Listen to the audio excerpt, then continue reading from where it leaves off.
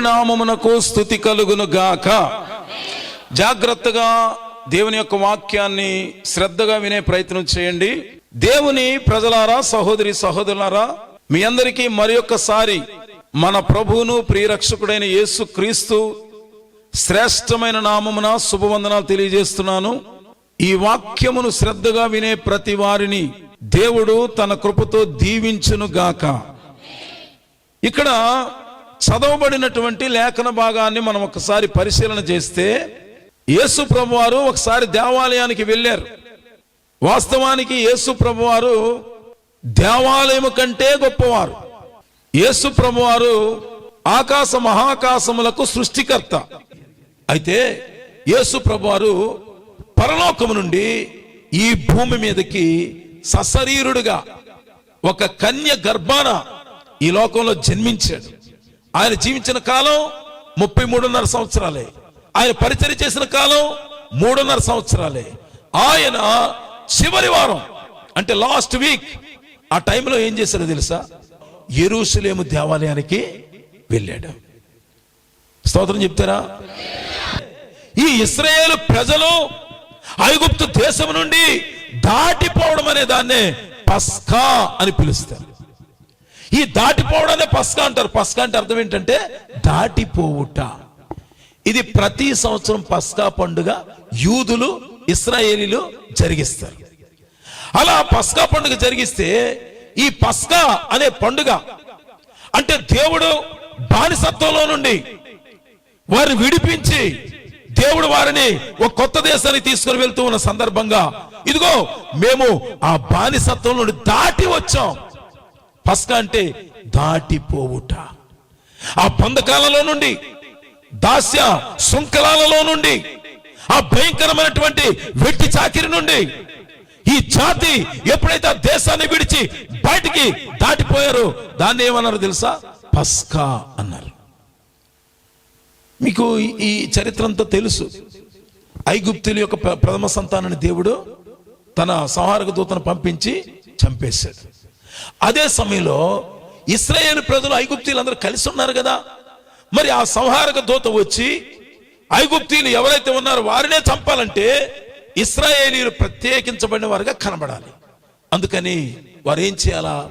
గొర్రె పిల్లను గాని మేక పిల్లను గాని వధించి దాని యొక్క రక్తాన్ని ద్వారబంధపు కమ్మిల మీద పూయాలి. అప్పుడు ఏమవుతుంది? సంహారక దూత వస్తాడు, ద్వారబంధం దగ్గర చూస్తాడు, ఈ ఇంటి దగ్గర రక్తం ఉన్నది. ఈ ఇంటి దగ్గర వధించబడినటువంటి గొర్రెపిల్ల యొక్క రక్తం కనబడుతోంది ద్వారబంధపు కమ్మిల మీద. అందుకని ఆ దూత ఎట్టి పరిస్థితుల్లో కూడా ఆ ఇంట్లో ఎవరిని చంపకుండా దాటి వెళ్ళిపోతాడు. ఇలా ఆ పస్కాను ఆచరించడాన్ని మనం గమనిస్తాం. అప్పటి నుండి ప్రతి సంవత్సరం యూదులు జరిపించే పస్కా పండుగ టైంలో ఎక్కడెక్కడైతే ఇశ్రాయేలీయులు ఉన్నారో ఆయా ప్రాంతాల నుండి వారు ఎక్కడికి వస్తారు? యెరూషలేములో దేవాలయం దగ్గరికి వస్తారు. స్తోత్రం చెప్తారా? యేసు ప్రభువారు కూడా తాను శిలువ మరణానికి వెళ్ళడానికి ముందు, సుమారుగా 1 వారం రోజుల ముందు యేసు ప్రభువారు ఏం చేశారు? దేవాలయానికి వెళ్ళారు. ఇప్పుడు చెప్పండి, అది ఏ సందర్భం? పస్కా పండుగ జరిగే సందర్భం. మరి పండుగ జరిగేటప్పుడు ఎక్కడెక్కడో చెదిరిపోయిన వాళ్ళు, వేరు వేరు దేశాల్లో ఉద్యోగాలు చేసేవాళ్ళు, వేరు వేరు ప్రాంతాల్లో వ్యాపారాలు చేసేవాళ్ళు ఆయా ప్రాంతాల నుండి వస్తారు. అదే రీతిలో యెరూషలేముకు చాలా మంది వచ్చే దినాలవి. సరిగ్గా యేసు ప్రభువారు యెరూషలేములో ఆ మందిరం దగ్గరికి వెళ్ళారు. ఆ మందిరం దగ్గర పరిస్థితి ఎలా ఉందో తెలుసా? యెరూషలేము కొండ మీద ఉన్న పట్టణం, దేవాలయం కూడా కొండ మీదే ఉంది. ఆ కొండ మీదకి చాలా మంది ప్రజలు వస్తారు. సరిగ్గా వాళ్ళందరూ వచ్చే సమయానికి దేవాలయం దగ్గరికి అందరిలాగే యేసు ప్రభువారు కూడా వెళ్ళారు. వెళ్ళేసరికి అక్కడ జరుగుతున్న తొంత ఏంటి, అక్కడ జరుగుతున్న పరిస్థితి ఏంటి, అసలు ఏమి జరగాలి, ఏమి జరుగుతోంది? యేసు ప్రభువారు ఆ దేవాలయాన్ని శుద్ధీకరించిన విషయం 3 సువార్తల్లో చూస్తాం. మీరు అవసరమైతే రాసుకోండి, లేకపోతే గుర్తు పెట్టుకునే ప్రయత్నం చేయండి. ఏంటి అని అంటే, మత్తయి సువార్త 21వ అధ్యాయము 12 నుండి 17 ఏదైతే మీరు చదువుతున్నారో అక్కడ ఉంది. రెండో విషయం మార్కు సువార్త 11వ అధ్యాయము 11 నుండి 18. మూడో విషయం లూకా సువార్త 19వ అధ్యాయము 45 నుండి 47. యేసు ప్రభువారు దేవాలయానికి వెళ్ళిన విషయం కనబడుతుంది. ఈ శుద్ధి చేసిన సంగతి 2 సార్లు జరిగింది. ఒకసారేమో యోహాను సువార్త 2వ అధ్యాయము 13వ వచనం నుండి చదివితే అది మొదటిసారి యేసు ప్రభువారు వెళ్ళినప్పుడు శుద్ధీకరణ చేసిన కార్యం. రెండోసారి మత్తయి సువార్త, మార్కు సువార్త, లూకా సువార్తలో ఏదైతే మనం చూస్తున్నామో అక్కడ జరిగినటువంటి విషయం. ఇప్పుడు చదవండి. యేసు, చాలు ఆ ఒక్క మాటనే పట్టుకోండి. ఇప్పుడు చెప్తున్నా, మరలా గమనించండి. యేసు దేవాలయములో ప్రవేశించి, ఏమండి, మొట్టమొదటి యేసు అనే మాటను మనం ఆలోచిద్దాం. Who is Jesus Christ? Yesu ఎవరు? దైవ కుమారుడు. పరలోకంలో మహిమ కలిగిన స్థలంలో తండ్రి అయిన దేవుడు ఆకాశమందు సింహాసనాసనుడై ఉండగా ఆ పరలోకంలో ఉన్నటువంటి దేవుని యొక్క కుమారుడే యేసుక్రీస్తు. యోహాను సువార్త 5:17-18 నా తండ్రి అన్నాడు. ఎక్కడున్నాడు తండ్రి? పరలోకంలో. ఇప్పుడు చెప్పండి, యేసు ఎవరు అంటే దేవుని కుమారుడు. అందరు నోరు తెలిసి చెప్పండి ఒకసారి. యేసు ఎవరు అంటే త్రియేక దేవునిలో ఒకరు. మన దేవుడు త్రియేకుడు కదా, ఎన్నోసార్లు చెప్పాను ఈ విషయాన్ని కూడా. ఎవరు? తండ్రి, కుమార, పరిశుద్ధాత్మ. త్రియేక దేవునిలో ఒకరు, ఆయన పేరే యేసు. ఈ ముగ్గురు సమానులా కాదా? ముగ్గురు సమానులే. తండ్రి, కుమార, పరిశుద్ధాత్మ. మీరు ఓల్డ్ టెస్టిమెంట్ లో ఎక్కువగా తండ్రి యొక్క ప్రత్యక్షతలు మీరు చూడగలుగుతారు. పాత నిబంధన అంతా యెహోవా దేవుడు, యెహోవా వాక్కు ప్రత్యక్షమై, యెహోవా వారికి ప్రత్యక్షమై అని ఎక్కువ చూస్తారు. అంటే పాత నిబంధనలో మొట్టమొదటిగా తండ్రి అయినటువంటి దేవుని ప్రత్యక్షతలు మీరు చూస్తారు. ఆ తర్వాత యేసుక్రీస్తు యొక్క ప్రత్యక్షతను మీరు చూస్తారు. యేసు ప్రభువారు 2000 సంవత్సరాల క్రితం ఈ లోకానికి వచ్చాడు. 33.5 సంవత్సరాలు నన్ను చూచిన వాడు తండ్రిని చూచినట్లే అని సెలవిచ్చాడు యేసయ్య. అందుకని మనం ఒక మాట చెప్పొచ్చు, ఏమని? అదృశ్య దేవుని యొక్క స్వరూపం. అంటే దేవుడు అదృశ్యుడు, కంటికి కనబడలేదు. అలాంటి కంటికి కనబడలేని అదృశ్యుడైన దేవుని యొక్క స్వరూపమే మన ప్రభు అయినటువంటి యేసుక్రీస్తు.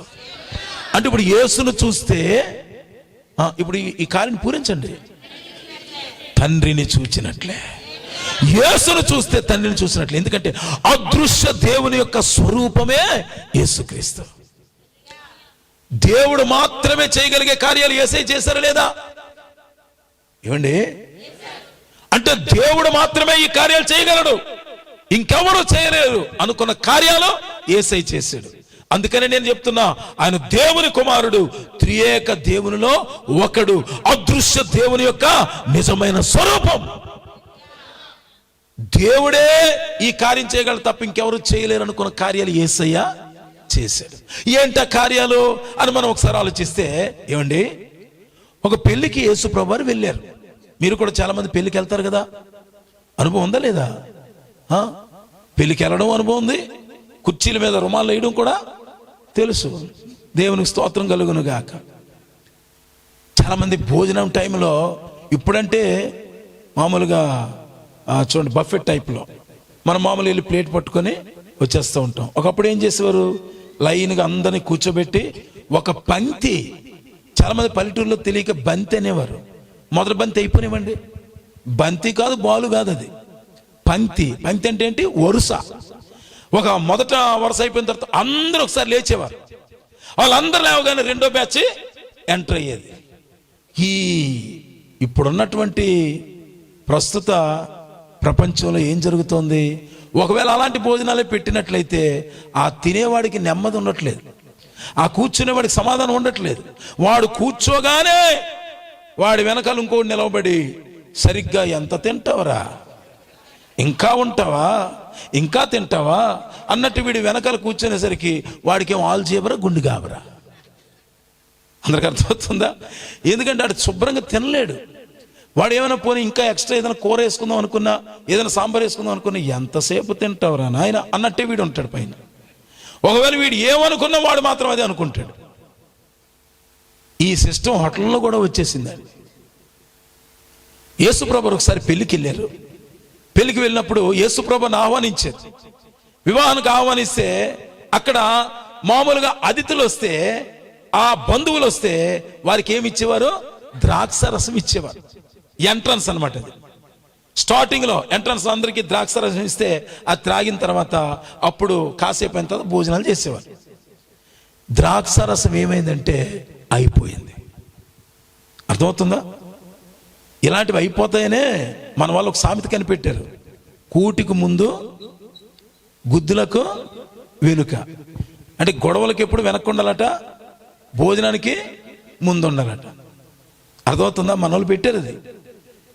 ఏమండి, ద్రాక్షరసం అయిపోయింది. యేసుప్రభు వెళ్ళారు. వెళ్ళిన తర్వాత అక్కడ యేసుప్రభు దృష్టికి మరియమ్మ తీసుకుని వచ్చారు.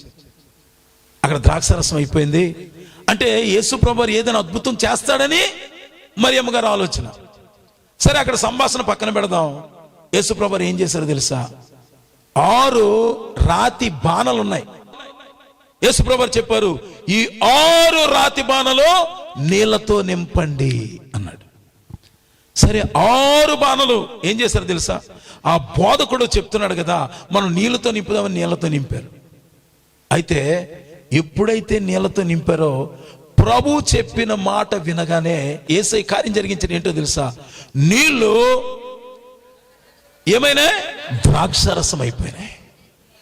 ఆ ద్రాక్షరసం అయిపోయింది. పెళ్లిలో కొంతమంది ఏం చేస్తారు? అయిపోతే తగులు కూడా ఆడుతారు. ఒకవేళ చికెన్ లేకపోతే తగులు ఆడేవారు ఉంటారు. ఒక్కోసారి సరిగ్గా నాకు వడ్డించలేదు, నాకు కాలు పడింది, నాకు తలకాయ పడింది అని చెప్పి గొడవలు ఆడే వాళ్ళు చూసారా లేదా? చాలా మంది ఉంటారు అలాంటి వాళ్ళు. ఇక్కడ ద్రాక్షరసం అయిపోతే ఆ సమయంలో యేసుప్రభు 6 రాతి బాణలను నీళ్లతో నింపండి అన్నాడు. వారేమో పరిచారకులు నీళ్లతో నింపారు. ఆ నింపిన తర్వాత ఇప్పుడు ముంచి మీరు తీసుకుని వెళ్ళండి, విందు ప్రధానకుడు ఉంటాడు, ఆయన దగ్గర తీసుకుని వెళ్ళండి అన్నారు. ఇప్పుడు నేను అడుగుతున్నాను, నింపబడింది దేనితో చెప్పాలందరూ?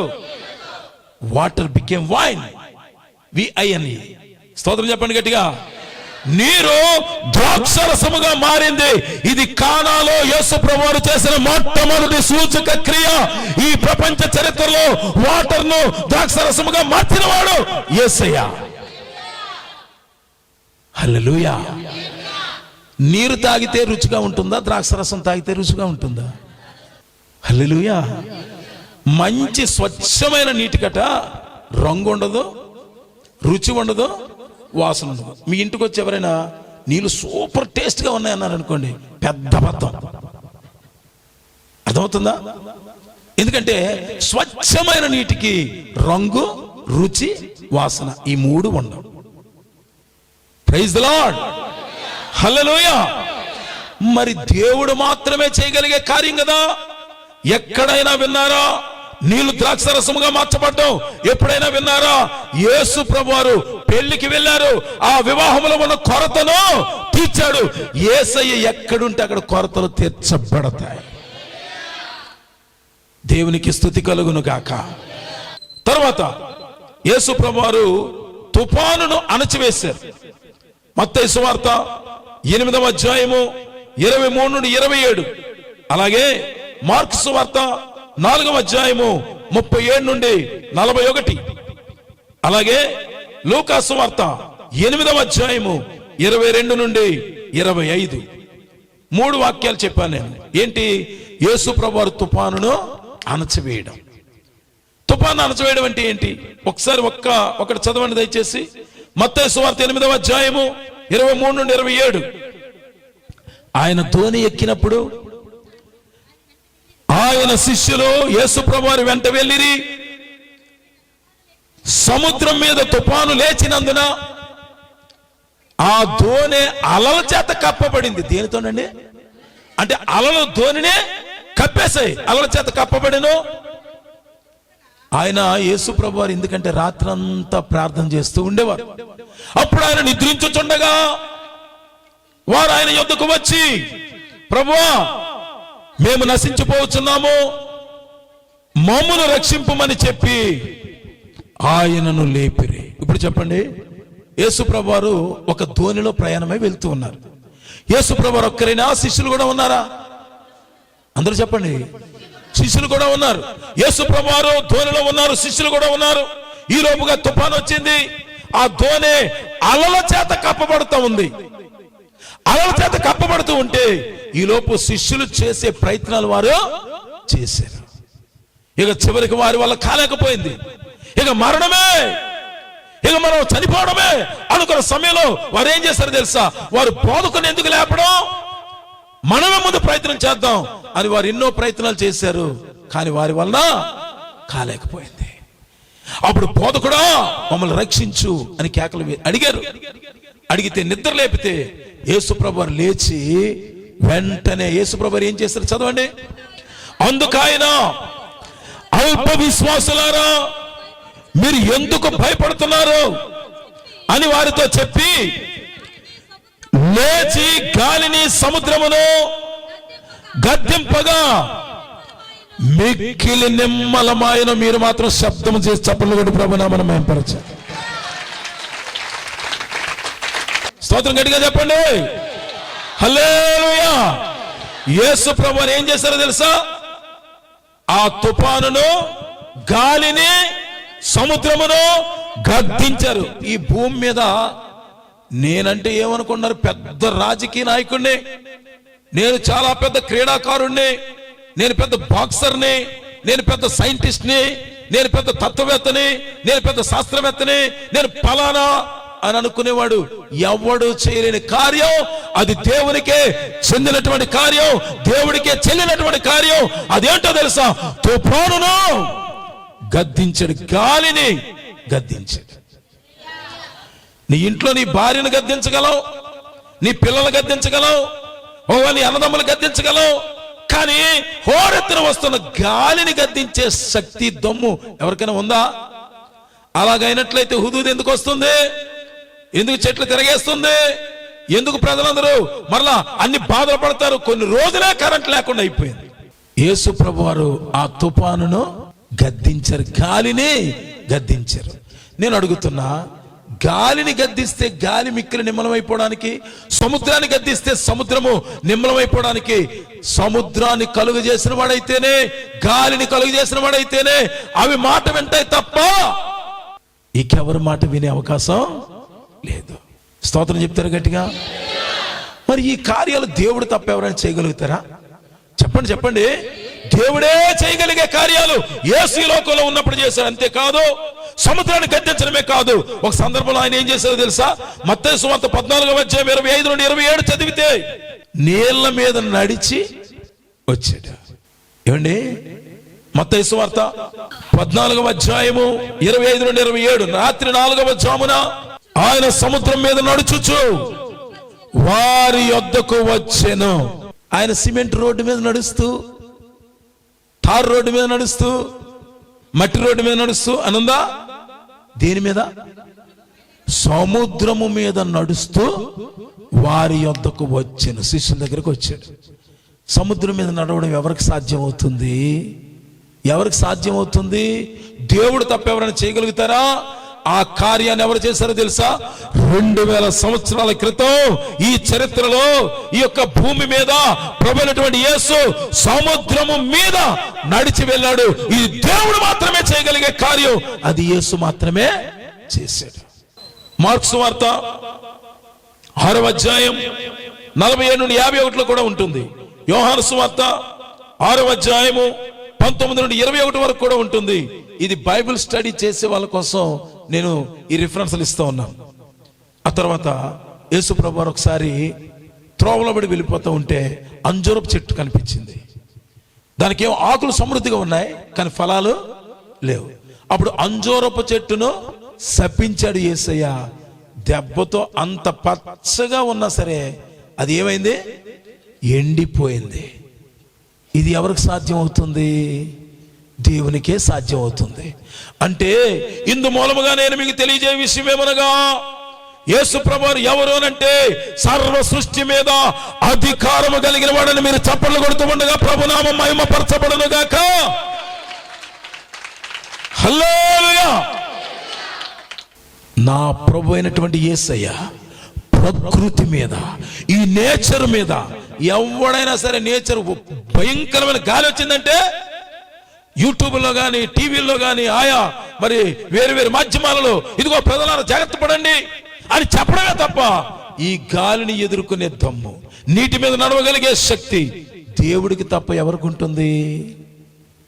ఇప్పుడు నేను చెప్తున్నాను, మన ప్రభు అయిన యేసు సర్వాధికారము కలిగిన వాడని మీరు చప్పట్లు కొడుతూ ఉండగా ప్రభునామం మహిమపరచబడును గాక. హల్లెలూయా. ఆయన ఎలాంటి వాడు చెప్పండి? సర్వాధికారము కలిగిన వాడు. దేని మీద? ప్రకృతి మీద. నాట్ ఓన్లీ దట్, ఇప్పుడు రెండో పాయింట్ చెప్తున్నాను. యేసు ఎవరంటే దురాత్మల మీద అధికారం కలిగిన వాడు. దురాత్మలు అంటే ఏంటో తెలుసా? దయ్యములు. దురాత్మలు అంటే దయ్యములు. మానవ సమాజాన్ని పట్టి పీడిస్తున్నవి, కుటుంబాల్లో భయంకరమైనటువంటి చిచ్చులు పెట్టేవి, కుటుంబ జీవితాలను నాశనం చేసేవి, అనేక మంది వ్యక్తులను చెడు అలవాట్లకు గురి చేసేవి. అసలు దెయ్యాలే చాలా భయంకరమైనవి, అవి చెడ్డవి. పడిపోయిన దేవదూతలే దెయ్యములుగా మారి దేవుని సృష్టిలో విలువైన మనిషిని పాడు చేయాలని అవి ప్రయత్నం చేస్తూ ఎంతో మంది జీవితాలను పాడు చేస్తూ ఉంటే బైబిల్ ఏమని చెప్పిందో తెలుసా?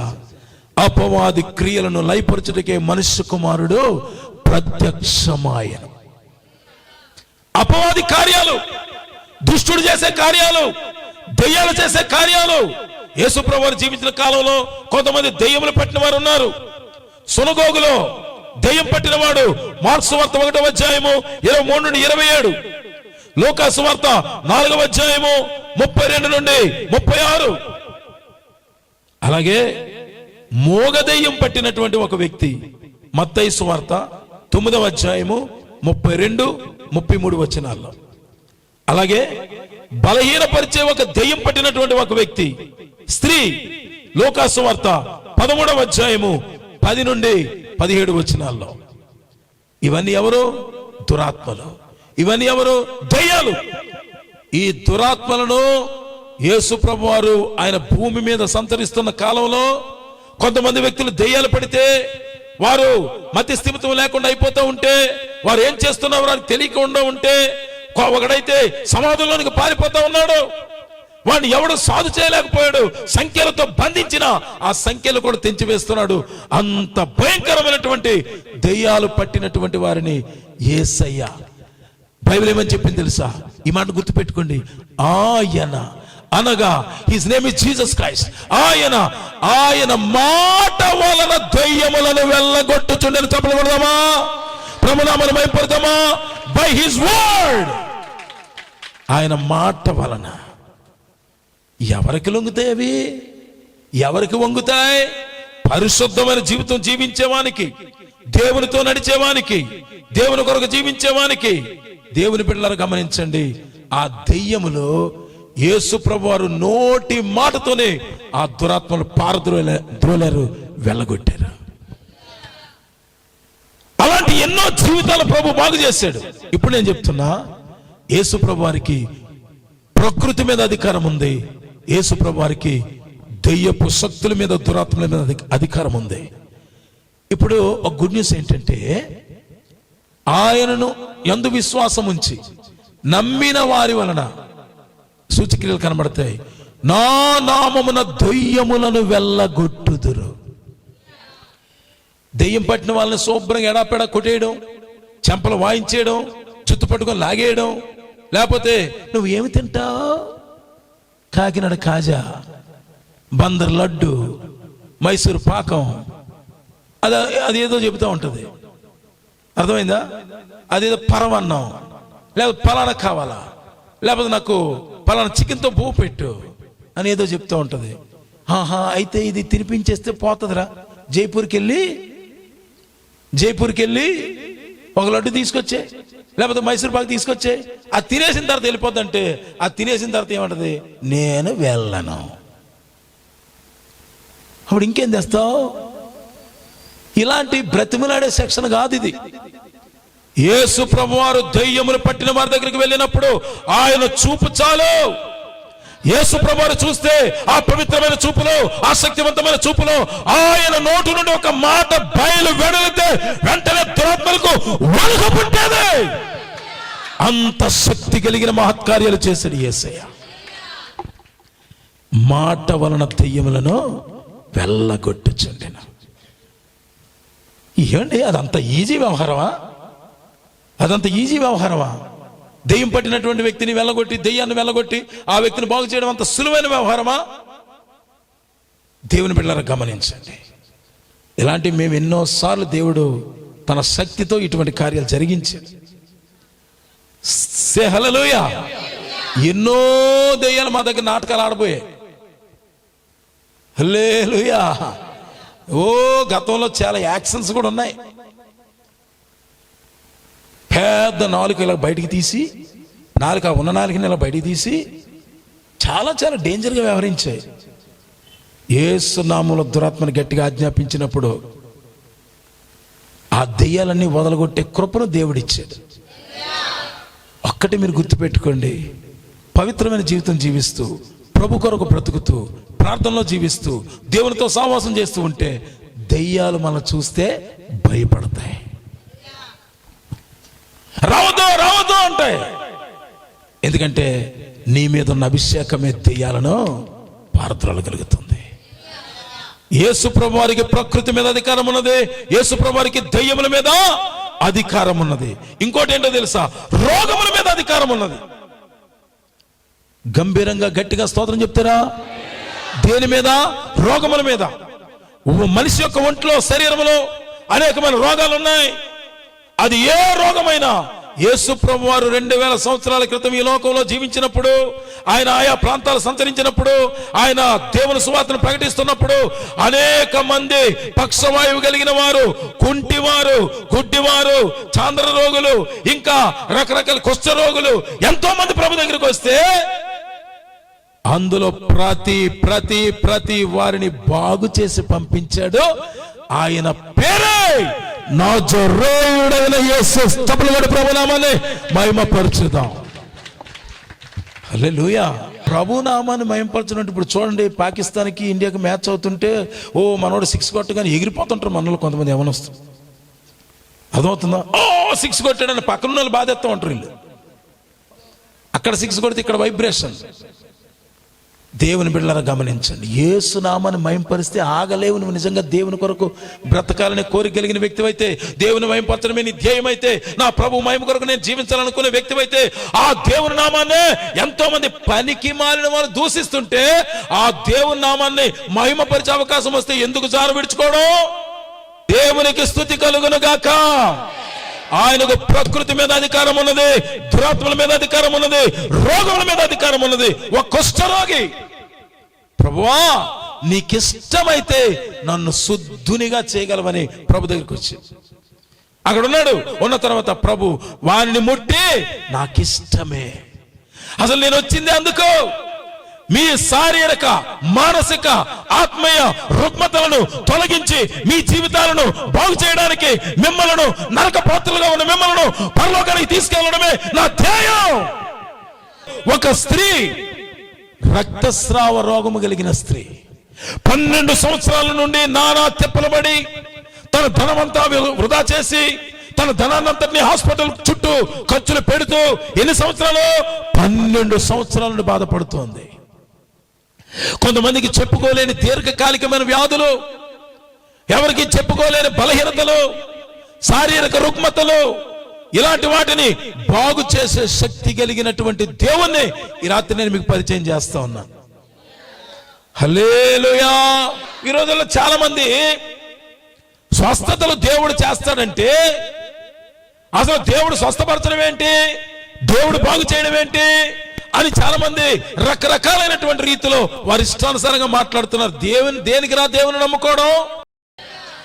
ఆయన మన ప్రార్థనలు ఆలకించి స్వస్థపరచే శక్తి కలిగిన వాడు, ఎంతో మంది రోగులను బాగు చేసిన వాడు. దేవునికి మహిమ కలుగును గాక. ఇప్పుడు అలాగైతే మేము తీసుకొస్తాం బాగు చేయండి అంటే నువ్వు సవాల్ చేసినప్పుడల్లా, నువ్వు అడిగినప్పుడల్లా కార్యం చేయడానికి ఆయన చిన్న పిల్లోడేమీ కాదు.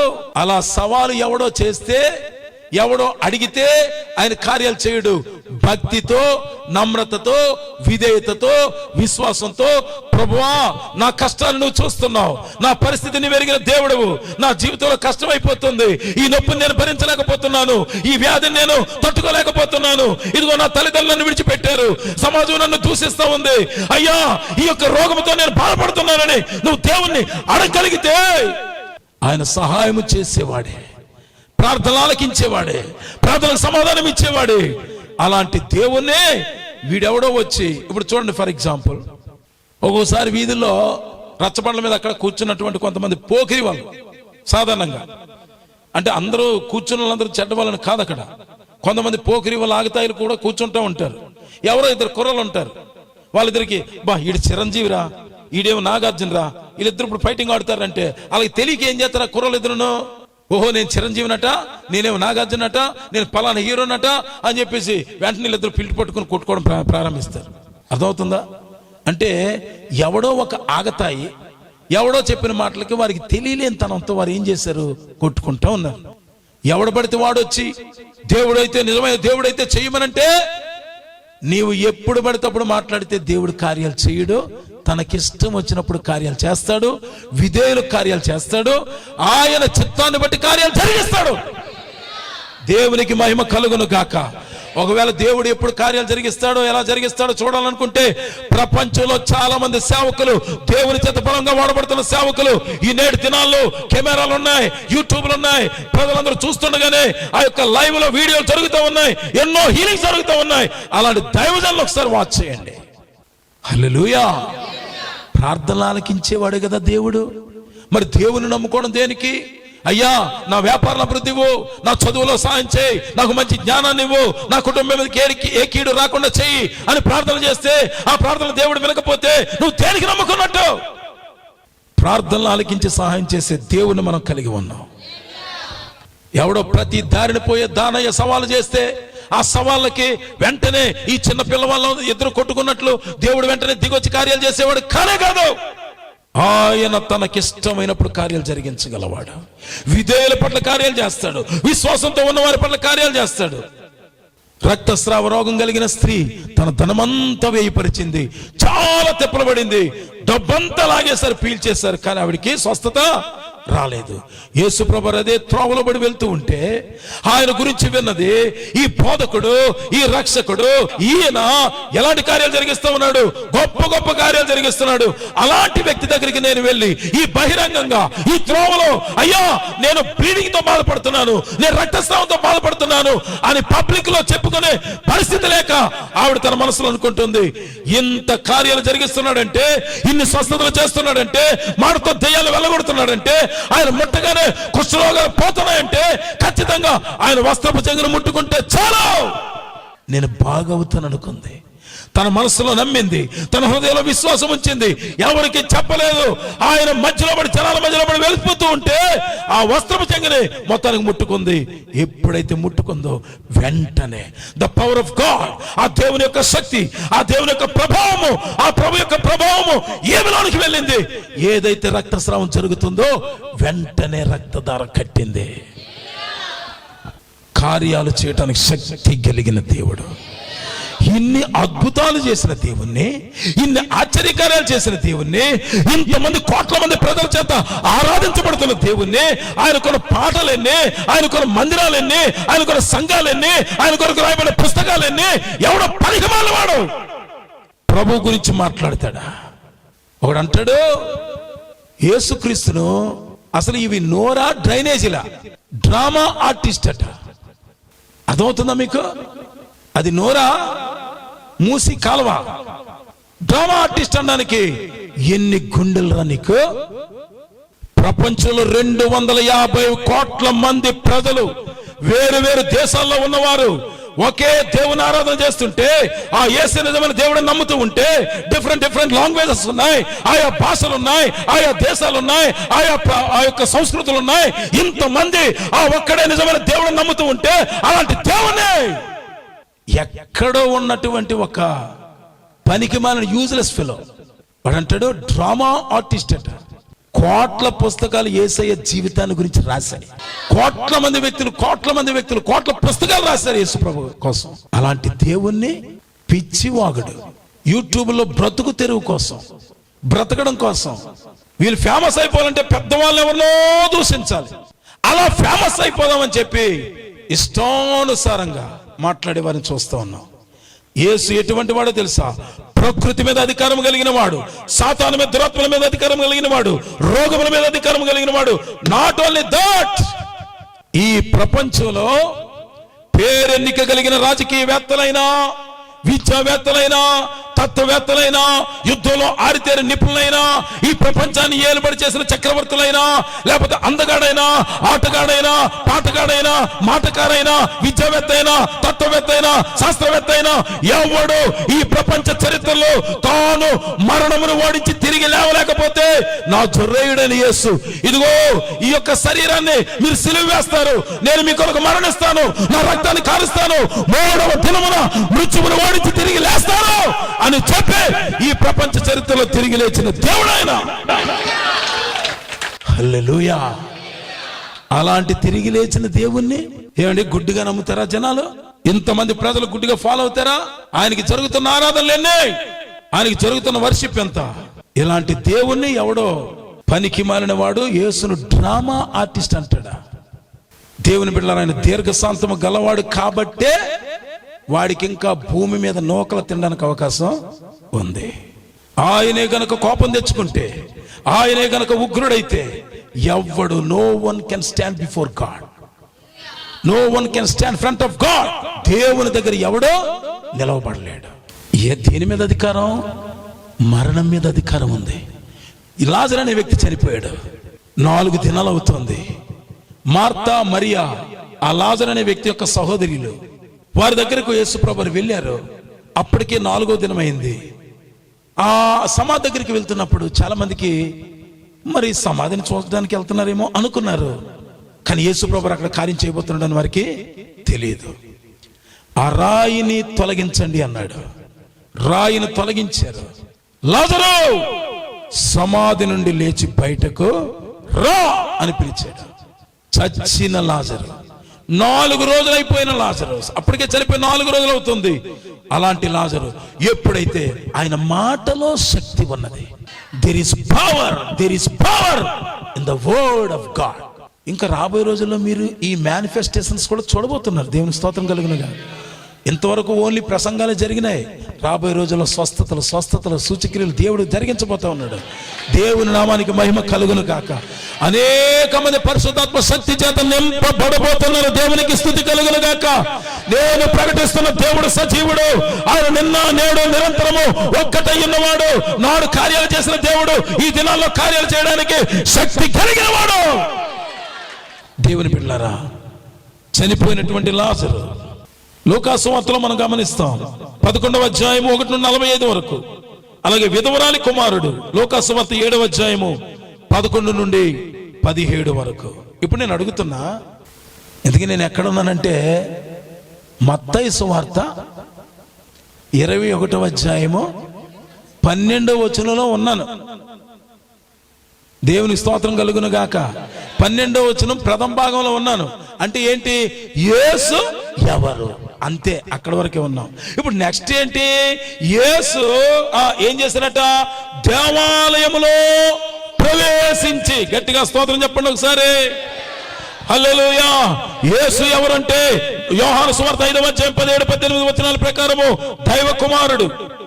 యేసు ఎవరు అని అంటే త్రియేక దేవునిలో ఒకడు. ఆదికాండం 1వ అధ్యాయము 26వ వచనం ప్రకారము. యేసు ఎవరు అనంటే సృష్టికర్త. యోహాను సువార్త 1వ అధ్యాయము 2-3 వచనాల ప్రకారము. యేసు ఎవరు అనంటే పౌలు చెప్పిన ప్రకారము సర్వాధికారి అయిన దేవుడు. రోమా పత్రిక 9వ అధ్యాయము 5వ వచనం ప్రకారము. యేసు ఎవరు అనంటే అదృశ్య దేవుని స్వరూపం. కొలస్సీ పత్రిక 1వ అధ్యాయము 15 నుండి 20 మధ్యలో ఉన్నటువంటి వచనాల ప్రకారము. యేసు ఎవరు అనంటే పాపములు క్షమించేవాడు. మత్తయి సువార్త 9వ అధ్యాయము 2 నుండి 7 వచనాల ప్రకారము. అలాగే మార్క్సు వార్త 2వ అధ్యాయము 5వ వచనం నుండి 12వ వచనం ప్రకారము యేసు పాపములను క్షమించువాడు. స్తోత్రం చెప్తారా? అలాంటి ప్రభువును డ్రామా ఆర్టిస్ట్ అని, 3 మేకులు పీక్కోలేనివాడని, గొడ్డలు సరిగ్గా లేనివాడని వాగుతున్నటువంటి ఉన్మాదులారా, మతమౌఢ్యం తలకెక్కించుకున్న బరి తెగించే బర్రెలారా, ఇలాంటి వెకిలిగాల కోసం భవిష్యత్తును ఎరిగిన ప్రభు ఏనాడో చెప్పాడు, అంచె దినాలలో అపహాసకులు బయలుదేరుతారని, క్రైస్తవ్యాన్ని దూషిస్తారని, ప్రభు నామాన్ని అవమానపరుస్తారని ఎప్పుడో చెప్పాడు దేవుడు. కేసీఆర్ లాంగ్వేజ్ లో మాట్లాడాలంటే తెలంగాణలో మాజీ సీఎం ఎవరు? కేసీఆర్. ఆయన లాంగ్వేజ్ లో మాట్లాడాలంటే పనికిమాలిన ప్రతి సన్నాసి ప్రభును దూషించడమే. ఏమండి, పనికిమాలిన ప్రతివాడు ప్రభును దూషించడమే.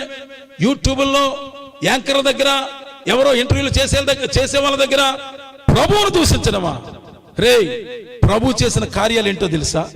ఆయన జన్మించడమే అద్భుతం. ఈ ప్రపంచ చరిత్రలో ఒక కన్య గర్భాన జన్మించిన వాడు ప్రవచన పుత్రుడు. ఆయన పవిత్రుడు. అలాంటి ప్రవచన పుత్రుడిని, అలాంటి పవిత్రుడైనటువంటి ప్రభువును 33.5 సంవత్సరాల జీవిత కాలంలో ఎంతో మంది కన్నీటిని తుడిచిన ప్రభువును, ఎంతో మంది రోగులను బాగు చేసిన ప్రభువును, ఎంతో మంది జీవితాలను ఉద్ధరించిన ప్రభువును, ఎన్నో అద్భుత కార్యాలు సూచక్రియలు చేసిన ప్రభువును టీవీలు తేరగా దొరికాయని, యూట్యూబ్లు తేరగా దొరికాయని ప్రతి ఒక్కడు విమర్శిస్తూ బయలుదేరడమేనా? జాగ్రత్త. ఎవడికి వ్యతిరేకం? మనం ప్రభు అయినటువంటి యేసును ఇష్టానుసారంగా దూషించి పనికి మారిన మాటలతో ద్వేషించే వారికి మాత్రమే వ్యతిరేకం. అంతే తప్ప మనం అందరము ఎంతో సోదర భావంతో ఉన్న వాళ్ళమే. ఈ గ్రామంలో ఇంచుమించుగా 2005వ సంవత్సరం నుండి దేవుని సేవలో ఉన్నాను నేను. ఇంచుమించుగా 5 రాష్ట్రాల్లో దేవుని మాటలు ప్రకటించాను. అనేకమైన జిల్లాల్లో దేవుని యొక్క వాక్యాన్ని ప్రకటించడం జరిగింది. ఎక్కడ ఏనాడు ఏ ఇతరమైనటువంటి మతాలను గురించి గాని, దేవీ దేవతలను పిలువబడే వారి గురించి గాని విమర్శనాత్మకంగా మాట్లాడే పరిస్థితులు కాదు.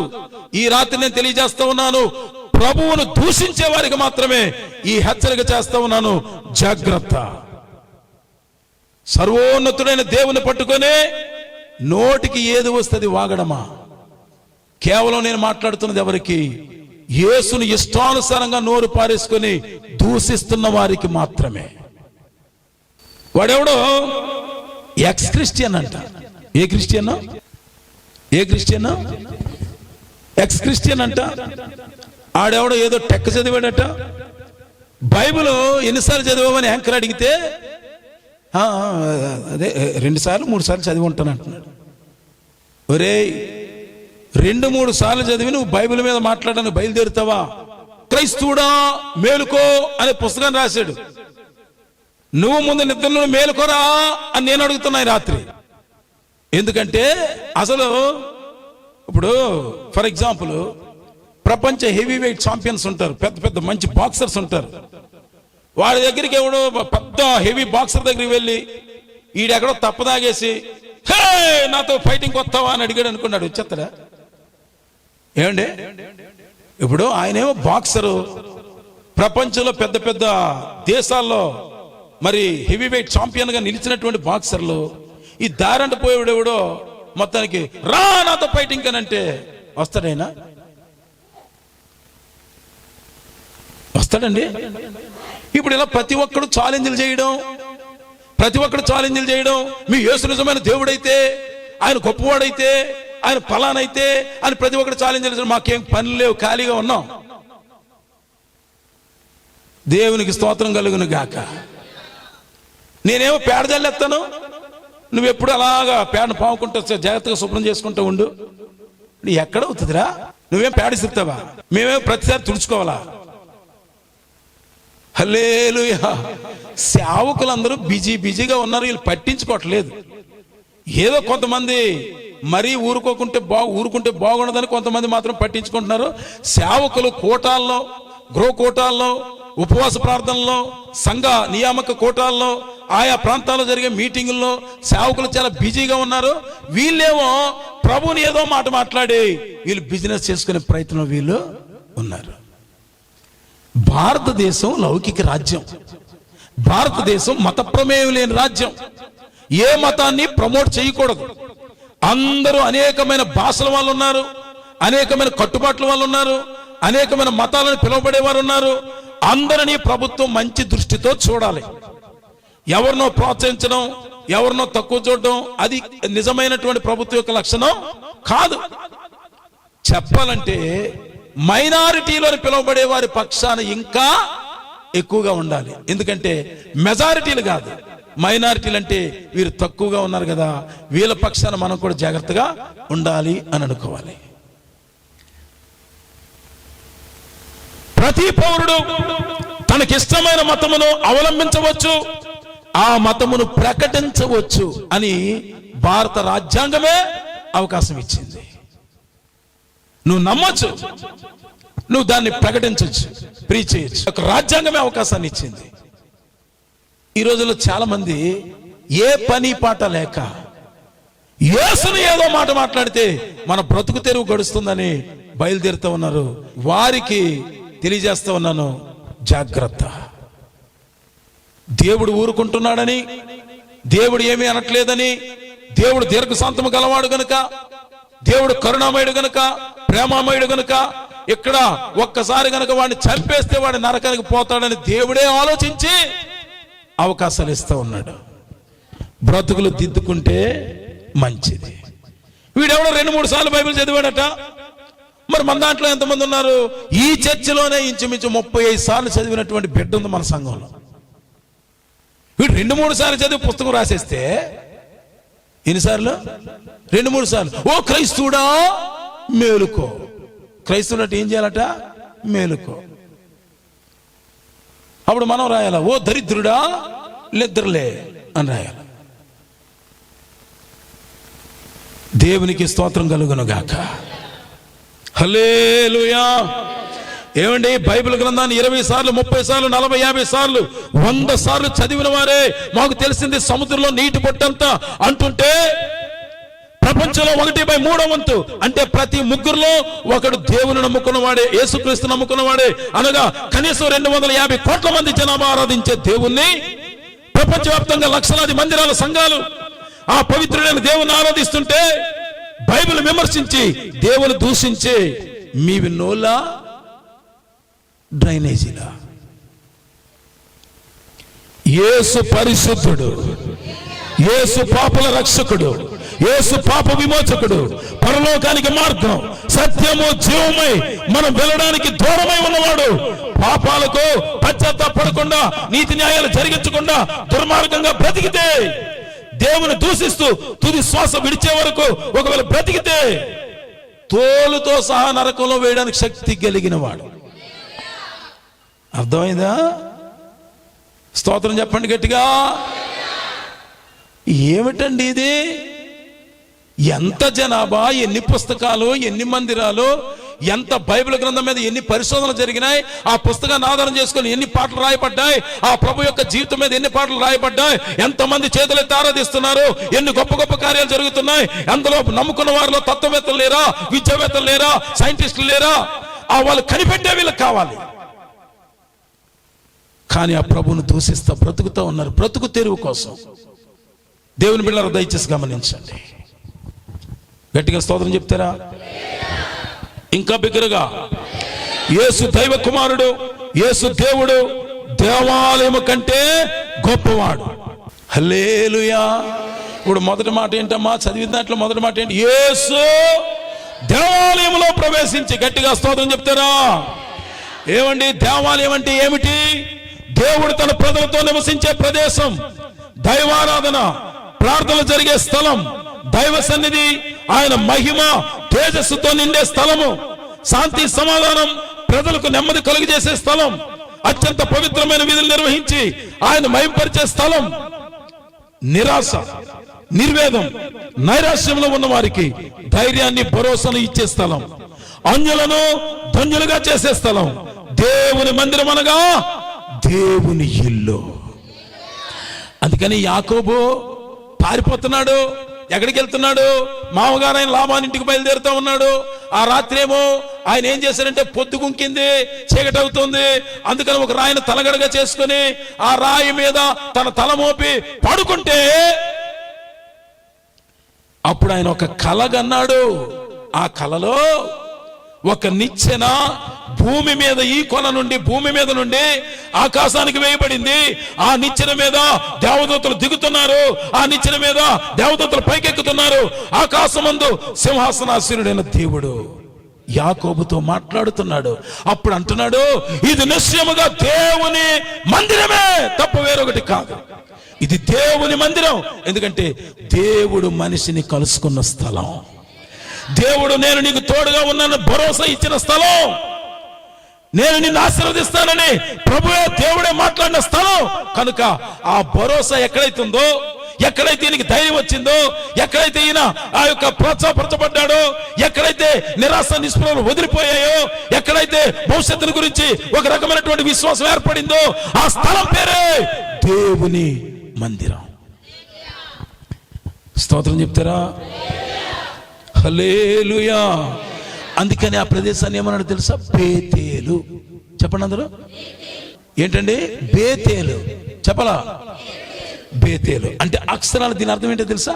దేవుని ఇల్లు. ఇప్పుడు నేను ఇంకో మాట చెప్తున్నాను. మనం ఎక్కడున్నాం? పాలెంలో ఉన్నాం. చెప్పాలి, ఎక్కడున్నాం? దేవాలయంలో ఉన్నావా? హల్లెలూయా. ఎక్కడున్నామంటే యేసు దేవాలయంలో ప్రవేశించి, ఈ రెండో పాయింట్ దగ్గర ఉన్నాం. దేవాలయం అన్న దగ్గర ఉన్నాం మనం. దేవుని బిడ్డలారా, దేవుడు కలుసుకునే స్థలము దేవుని మందిరం. గతంలో మొట్టమొదటిగా ఏదైనా వనములో దేవుడు మానవుని కలుసుకున్నాడు. ఆదాము హవ్వలను దేవుడు కలుసుకునే స్థలము ఏదైనా వనం. ఏదైనా అనే మాటకు ఉల్లాసం అని అర్థం. అది ఆసియాలో ఉన్నటువంటి ఒక స్థలం. ఆదాము హవ్వలు నివసించినటువంటి తోట, దేవుని తోటలో వారిని ఉంచాడు. ఆదికాండం 2వ అధ్యాయం 7-8 వచనాల ప్రకారం దేవుడే వారిని ఏదైనా తోటలో ఉంచాడు. ఆ తర్వాత దేవుడే వారిని బయటికి పంపాడు. ఉంచడానికి పంపడానికి మధ్యలో ఒకటి జరిగింది. ఏమిటది చెప్పాలా? అంటే దేవుని మాట వినకుండా ఏ దుష్టుడైతే ఉన్నాడో వాడి మాట విన్నారు, దేవుని మాటను ధిక్కరించారు. అందువలన ఏదెనులో ఆశీర్వాదకరమైన స్థలంలో ఉండవలసిన వారు ఏదెను నుండి బయటకు వెళ్ళగొట్టబడ్డారు. ఇప్పుడు నేను చెప్తున్నాను, మొట్టమొదట దేవుడు మానవుని కలుసుకున్న స్థలము ఏదెను. అంటే దేవుడు మానవుని కలుసుకునే స్థలమే మందిరం. అక్కడ ఏదెనులో దేవుడు మాట్లాడేవాడు. ఆ తర్వాత ప్రజలు ఏం చేశారు తెలుసా? బలిపీఠం కట్టేవారు. అంటే అప్పటికి ఇంకా దేవునికి మందిరం ఉందా? ఏమంటే మీరు ఎప్పుడైనా ఆది కాండంలో కానీ, నిర్గమకాండంలో కానీ, సంఖ్యాకాండంలో కానీ ఆదాము హవ్వలు దేవునికి ఒక మందిరమును కట్టిరి అని ఎక్కడైనా చూసారా? చెప్పాలా? అంటే దేవుడు ఎక్కడికి వచ్చేవాడు? అక్కడ వాళ్ళ దగ్గరికి తోటలోకి వచ్చి మాట్లాడేవాడు. ఆ తర్వాత రెండో స్టెప్లోకి ప్రజలు ఎదిగి ఏం చేశారు తెలుసా? దేవుడు మాట్లాడే స్థలాల్లో, దేవుడు వారితో భరోసా ఇచ్చే స్థలాల్లో బలిపీఠాలు కట్టేవారు. ఈ బలిపీఠం అనే మాటను మరొక మాటలో చెప్పాలంటే వధస్థానము అంటారు. చెప్పండి అందరూ. వధస్థానము అంటారు బలిపీఠం. ఈ బలిపీఠాలు కట్టేవారు. ఇలా బలిపీఠాలు కట్టిన వారిలో ఎవరున్నారో తెలుసా? ఆదికాండము 8వ అధ్యాయం 20వ వచనం ప్రకారము, ఆదికాండం 8:20 ప్రకారము నోవహు దేవుడికి బలిపీఠం కట్టాడు. ఆదికాండం 12:7, 13:4, 22:9 ప్రకారము అబ్రహాము దేవునికి బలిపీఠం కట్టాడు. ఆదికాండం 26:25 ప్రకారము ఇస్సాకు దేవునికి బలిపీఠం కట్టాడు. ఆదికాండం 33:21 ప్రకారము యాకోబు దేవునికి బలిపీఠం కట్టాడు. నిర్గమకాండం 17వ అధ్యాయం 15వ వచనం ప్రకారము మోషే దేవునికి బలిపీఠం కట్టాడు. అయితే వీళ్ళందరూ కూడా ధర్మశాస్త్రానికి ముందే కట్టారు. అప్పటికి ఇంకా నియమాలు రాలేదు. అప్పుడే వీరు దేవునికి బలిపీఠాలు కట్టారు. ఎంతమందికి అర్థమైంది? స్తోత్రం గట్టిగా చెప్తారా? ఒక పాటకి మధ్య తరచుగా ట్రెండ్ అయింది తెలుసు కదా, కోయ్ కోయ్. ఏమండి ఏ పాట అండి అది? కోయ్ కోయ్ కోడిని కోయ్ అన్నారు. కోడిని కోయకుండా అయిపోయింది. ఇప్పుడు అర్థమవుతుందా? కోయ్ కోయ్ కోడిని కోయ్ అన్నారు. తూర్పుగోదావరి పశ్చిమ గోదావరిలో వ్యాధి వ్యాపించేసి ఆ కోడినే కోయకుండా అయిపోయింది. ఈరోజు మీకు వంకాయే. దేవునికి స్తోత్రం కలుగును గాక. దేవునికి స్తోత్రం కలుగును గాక. దేవుడు మొట్టమొదటి ఏదెల్లో మాట్లాడాడు. ఆ తర్వాత రెండో స్టెప్ బలిపీఠాలు దేవుని కొరకు కట్టారు. అక్కడ దహన బలి అర్పించేవారు. అప్పటికి ఇంకా ధర్మశాస్త్రం లేదు, అప్పటికి ఇంకా నియమాలు లేవు. ఇది రెండో స్థలం. మూడోది ఏంటో తెలుసా? దేవునికి సంచార దేవాలయాన్ని కట్టారు. దాని పేరే ప్రత్యక్ష గుడారం. ఇశ్రాయేలీలు 25 లక్షల మంది ఐగుప్తు దేశం నుండి కానాను దేశానికి వెళ్తున్నప్పుడు ఏం చేశారు తెలుసా? ఆ మధ్యలో వారు సీనాయి పర్వతం దగ్గర కట్టిన మందిరం పేరే ప్రత్యక్ష గుడారము. ఇశ్రాయేలీలు సీనాయి పర్వతం యుద్ధం ఉండగా కట్టారు.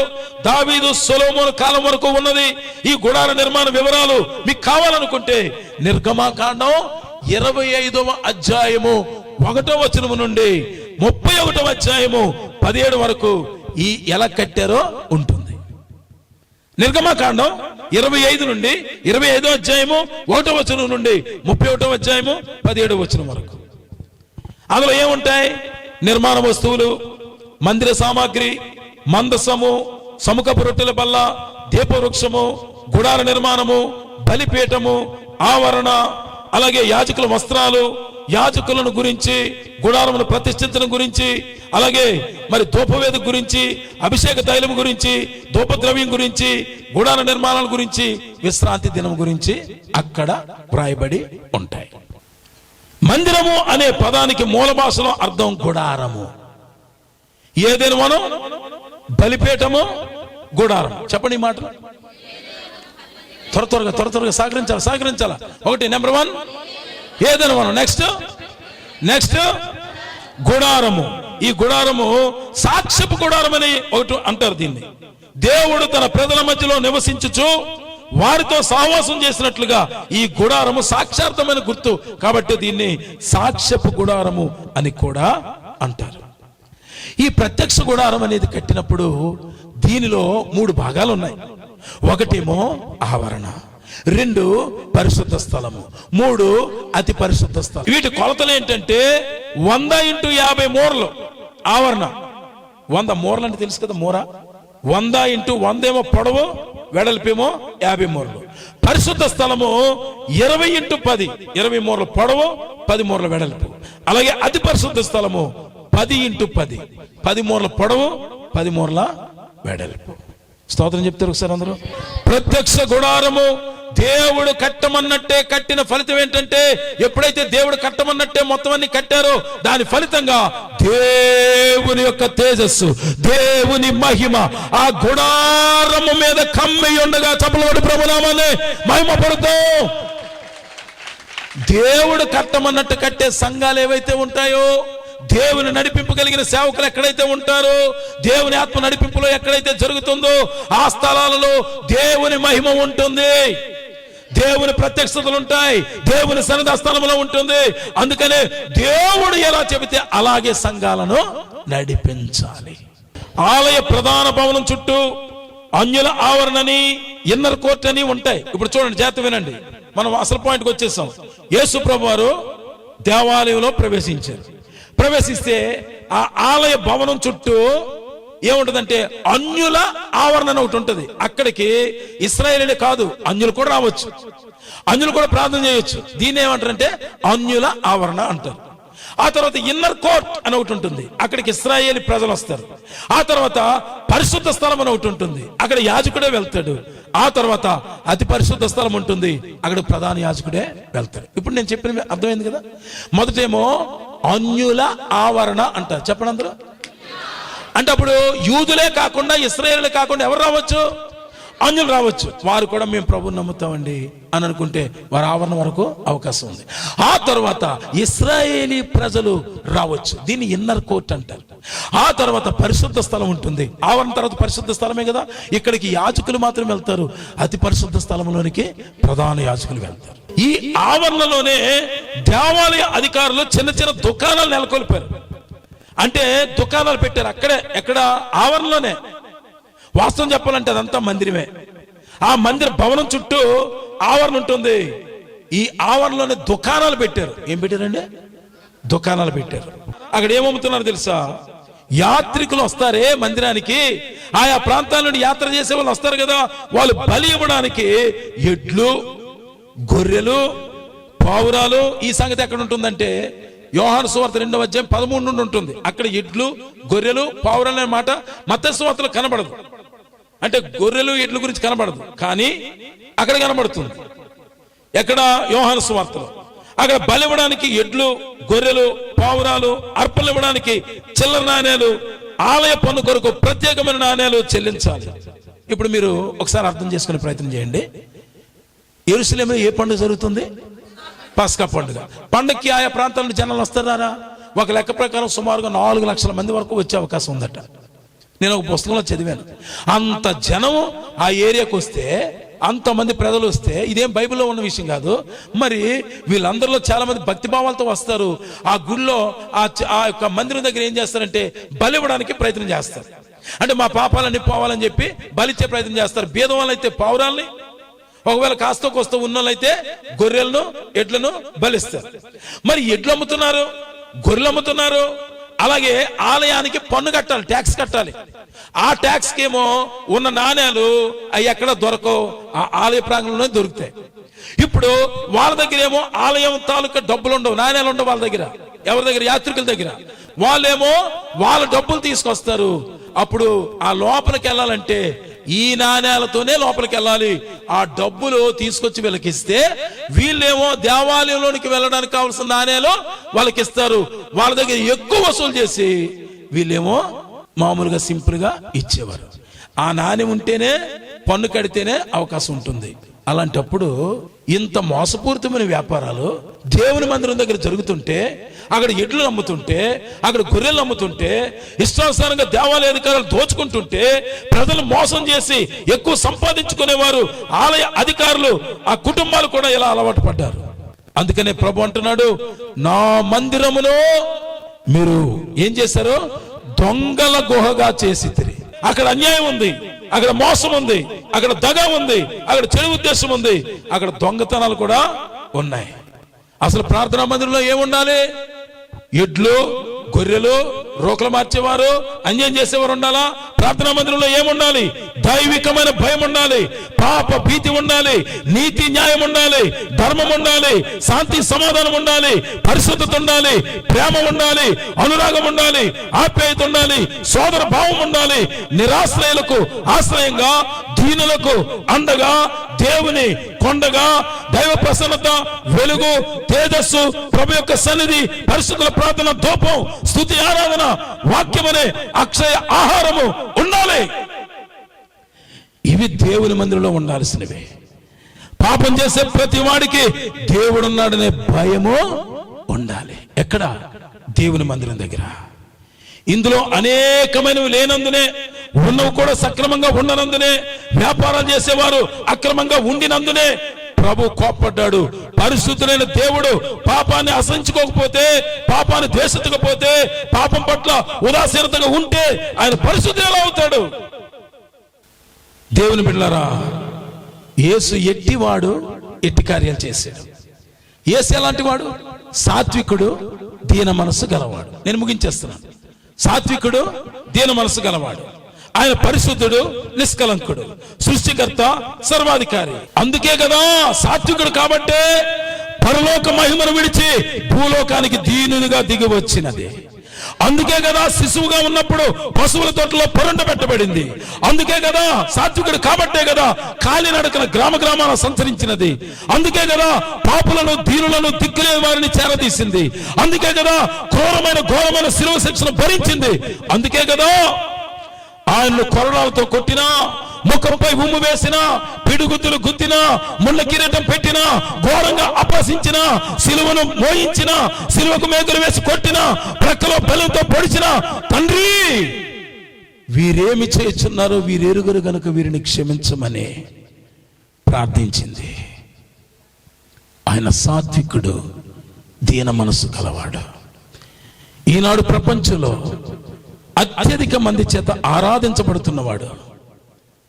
ఏమండి, అలాంటి ఆరాధించబడుతున్న దేవుణ్ణి, పరలోకం నుండి భూమి మీదకి దిగి వచ్చిన దేవుణ్ణి, మనుషులందరి కొరకు ప్రాణం పెట్టిన దేవుణ్ణి, రక్త సిక్తమైపోయిన దేహంతో దారులుగా రక్తాన్ని కాచిన దేవుణ్ణి, సమాధి గెలిచిన దేవుణ్ణి ఎవడు పడితే వాడు బైబిల్లో అంత దృష్టిని ఎరగని జోకర్లు, అపహాసకులు, దోషకులు, తల్లిదండ్రులకు అవిధేయులు, డబ్బు కొరకు ఎంత నీచానికైనా దిగజారి 2000 సంవత్సరాల నుండి కోట్ల మంది ప్రజల చేత ఆరాధించబడుతున్న ప్రభువును గురించి అసహ్యంగా మాట్లాడతారా? వారేమి అనర్లే అనే చులకన భావమా? ఏం చదివవురా నీవు? ఏ టెక్? బీటెక్ అట. నిత్యం మోకాళ్ళ మీద ఉండి కన్నీటి ప్రార్థన చేస్తూ ఉపవాసాలతో తమ శరీరాన్ని నలగొట్టుకుంటూ నశించిపోతున్న ఆత్మల కొరకు అంగలారుస్తూ దేవునికి ప్రీతికరమైన మహిమకరమైన సేవ చేస్తున్న దైవ సేవకుల పాదాల చెంత వంగి దీనుడివై విరిగి నలిగిన హృదయం గలవాడవై నేర్చుకుంటే కనీసం ఆధ్యాత్మికంగా 4 మొక్కలైనా తెలుస్తాయి. గట్టిగా హల్లెలూయా. వీడేదో టెక్క చదివాడట. టెక్క చదివి వీడు పెద్ద బడాయిలకు పోతా ఉంటే 2000 సంవత్సరాల నుండి సుమారుగా 200 దేశాల్లో కోట్ల మంది ప్రజల చేత పవిత్రుడైన దేవునికి ఆరాధించబడుతున్న ప్రభువును దూషిస్తుంటే 1455వ సంవత్సరంలో మొట్టమొదటిగా ప్రింట్ చేయబడినటువంటి బైబిల్, ప్రపంచంలో అత్యధిక జనుల చేత భక్తి భావాలతో చదవబడుతున్న బైబిల్ను దూషిస్తున్నావు. సేవ కొరకు తమ జీవితాలను అంకితం చేసుకుని ఆస్తులు అంతస్తులు వదిలి కుటుంబాల నుండి నెట్టబడి కులాల నుండి వెలివేయబడి కట్టుబట్టలతో బయటకు వచ్చి ఉద్యోగాలు వ్యాపారాలు పోయినా ఇండ్ల స్థలాలు వదిలి కడుపారా భోజనం చేయకపోయినా తరచుగా ఉపవాసములతో జాగరణములతో అనేకుల చేత అవమానపరచబడి ప్రభు మహిమ కొరకు ప్రజల క్షేమం కొరకు బ్రతుకుతున్న ఎందరో సేవకులు ఉన్నారు. అలాంటి వారిని దూషించడమా? దేవుని బిడ్డలారా, ఇలాంటి బుద్ధిహీనులు, డిచ్కి బాబాలు, వీడంటాడు ఆడు కిచిడి బాబా. ఏ బాబా? కిచిడి బాబా. వాడు, నేను అప్పుడప్పుడు చెప్తుంటాను, పలానా వాడికి ఎక్కువ పలానా వాడికి తక్కువ అని. ఈ కిచిడి బాబా ఒకసారి అంటాడు, ఒక ఆడ మనిషికి స్త్రీమూర్తికి వల్గర్గా ఫోన్ చేసి మాట్లాడుతూ 100 పిల్లల్ని ద్వారా కనాలని ఉంది అని మాట్లాడినటువంటి పనికి మాలిన వాడు వీడేమో దేవుని గురించి మాట్లాడతాడా? వీడెవడు? వీడి బ్రతికేంటి? యేసు ప్రభువు ఒకసారి మాట్లాడారు, నాలో పాపం ఉన్నదని మీలో ఎవడు స్థాపించగలడని నాలో పాపం లేదని సవాలు చేసిన ప్రభువును ఈ కిసిడిగాడు, ఈ డిసికిగాడు మాట్లాడతాడా? ఎవరికి విరోధం? ఇలాంటి పనికి మాలిన మాటలు మాట్లాడే వారికి మాత్రమే మేము విరోధం. క్రైస్తవులైనా, హిందువులైనా, ముస్లింలైనా అందరితో సోదరభావంతోనే మెలిగే వ్యక్తులు మేము, అందరితో కలుపుకోరుగా పోయే వ్యక్తులు మేము. కానీ ప్రభువుని ఇష్టానుసారంగా దూషిస్తుంటే, ఏది పడితే అది నోటుకొచ్చినట్టు వాగుతుంటే ఖండించకుండా ఉండడానికి అంత చేతగాని వాళ్ళం కాదు అనే విషయాన్ని తెలియజేస్తా ఉన్నాను. రాజకీయ నాయకుడు ఎవడో ఇంకోటి గురించి ఒకటి మాట్లాడితేనే తెల్లవారులేసి వెంటనే ప్రెస్ మీట్ పెట్టి ఖండించేస్తారే. అంత ప్రభువును మాట్లాడుతుంటే ఆయన ప్రతినిధులుగా ఉన్న మేము, ఆయన సేవ చేస్తున్న మేము, ఆయన కొరకు బ్రతుకుతున్న మేము, పరలోకమందున్న నమ్మే మేము, ఈ లోకయాత్ర ముగించిన తర్వాత ఆ మహిమ కలిగిన దేవుని రాజ్యానికి వెళ్తామనే నిరీక్షణతో బ్రతుకుతున్న మేము ఆ ప్రభు గురించి మాట్లాడకపోతే ఇంకెవరు మాట్లాడతారు? దేవునికి మహిమ కలుగును గాక. నువ్వెంత, నీ బ్రతికెంతరా? అంత మహిమ కలిగిన ప్రభువును మాట్లాడడానికి మాకు అందరితో ఐక్యత కలిగి ఉండడమే మాకు ఇష్టం. ఎంతో మంది హైందవ సహోదరులతో ఎంతో చక్కగా కలిసిమెలిసి ఉంటాం. కానీ నేను మాట్లాడే మాటలు ఎవరికి వర్తిస్తాయి? ఎవడైతే యేసును డ్రామా ఆర్టిస్ట్ అన్నాడో, ఎవడైతే రోమా సైనికుడితో మరియమ్మ యేసును కనదని పిచ్చి వాగాడో, ఆ మూసీ నది గడు ఎవడైతే ఉన్నాడో, ఆ డ్రైనేజ్ గడు ఎవడైతే ఉన్నాడో వాడినే నేను మాట్లాడుతూ ఉన్నాను. దేవుని ఇష్టానుసారంగా మాట్లాడడానికి ఎన్ని గుండెలరా మీకు? దేవుని బిడ్డలారా గమనించండి, పవిత్రుడైన ప్రభు ఆయన ఆలయంలోనే అన్యాయం జరుగుతుంటే, దగాలు జరుగుతుంటే, అక్రమ వ్యాపారాలు జరుగుతుంటే సహించలేక వాటన్నిటిని తోలివేసిన వాడు అంత పరిశుద్ధుడైన దేవుడైన దేవునికి స్తుతి కలుగును గాక. ఇంకా గట్టిగా చెప్పండి, స్తుతులు చెప్పండి. పరిశుద్ధులు పరిశుద్ధులు పరిశుద్ధులని సకల దూత గణముల చేత ఆరాధించబడుతున్నవాడు, మహాగణుడు, మహోన్నతుడు, బలవంతుడు, సర్వశక్తి గలవాడు, సర్వ సృష్టికర్త, ప్రజల కొరకు ప్రాణం పెట్టినవాడు.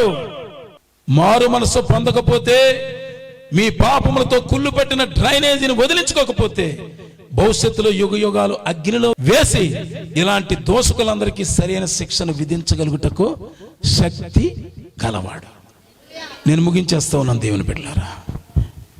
విశ్వపౌరులందరి చేత ఆయన ప్రేమమయుడని మాత్రమే కాదు, కఠినుల ఎడల వికటము చూపేవాడని, గర్విష్ఠుల యొక్క పేచమనచేవాడని, యుగ యుగాలు ఆరని అగ్నిలో వేయటకు శక్తి గల దేవుడని దేవుడిన మీరు దూషిస్తున్నది.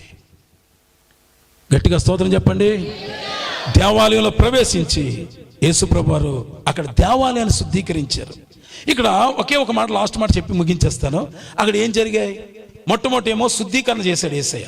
దేవాలయం దగ్గరికి వెళ్ళాడు, అన్యాయంగా అక్రమంగా ఇష్టానుసారంగా ప్రవర్తిస్తున్నవానే తోలివేశాడు. ఆ తర్వాత వెంటనే ఏం చేశాడు తెలుసా? రోగులను స్వస్థపరిచాడు. చెప్పండి అందరూ, రోగులు స్వస్థపరిచాడు. ఆయన చేసింది శరీర ఉద్రేకంతో చేసుంటే, శరీర భావంతో చేసుంటే పరమ తండ్రి అయిన దేవుడు ఆయనకి శక్తినిచ్చి వాడుకుంటాడా? ఆయన వాడుకున్నాడు, రోగులను బాగు చేశాడు. ఆ తర్వాత చంటి పిల్లలు యేసయ్యను స్తుతించడం మొదలు పెట్టారు. అప్పుడు వెంటనే ఈ శాస్త్రులు, ప్రధాన యాజకులు అడుగుతూ ఉన్నారు, ఏమనే? ఇదిగో వాళ్ళ ఇష్టం, వాళ్ళేమో స్తుతులు చెల్లిస్తూ ఉన్నారు, నువ్వేమో మెస్సేయం అనుకుంటున్నావా? ఒకసారి వాళ్ళు వారించో అంటుంటే, బాలుల యొక్కయు చంటి పిల్లల యొక్కయు స్తుతుల మూలముగా ఒక దుర్గమును స్థాపించి ఉన్నాడని సెలవిచ్చిన ప్రభు. కీర్తన 8వ అధ్యాయం 2వ వచనాన్ని కోట్ చేసిన ప్రభు. దేవుని బిడ్డలారా దయచేసి గమనించండి, ఆయన మందిరంలో ఏమి ఉండాలో తెలుసా?